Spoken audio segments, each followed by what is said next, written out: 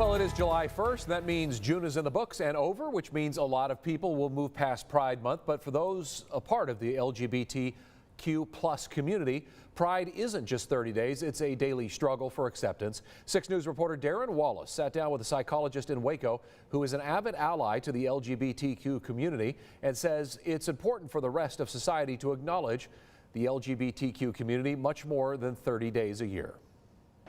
My background and my training is in multicultural issues and psychotherapy as well as trauma.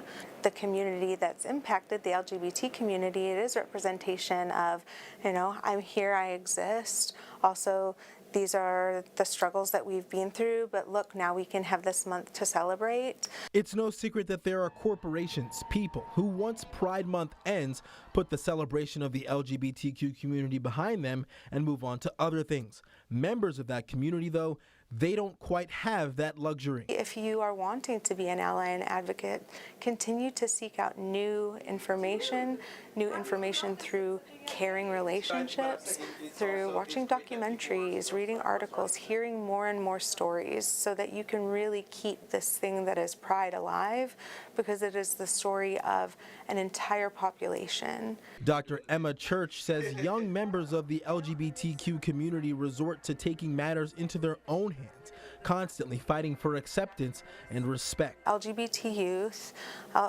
along with other groups of people, but specifically this community, has a much higher incidence of suicide, and there are reasons for that. And a lot of action taken during Pride Month can even be perceived as performative rather than actual care for the cause. And it takes this intentional, deeper look into the motivations behind why people participate in things like Pride in the way that they do.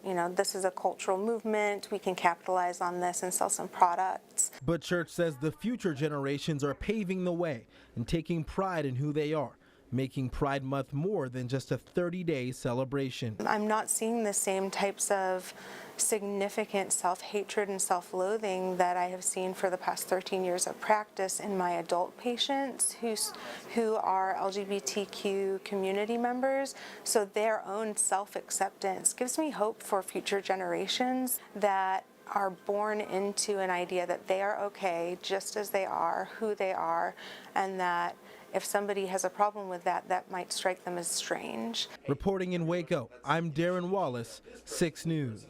And if you or anyone you know is struggling with trauma or is a member of the LGBTQ community seeking help, visit our website, kcentv.com, or contact Dr. Church or other support outlets.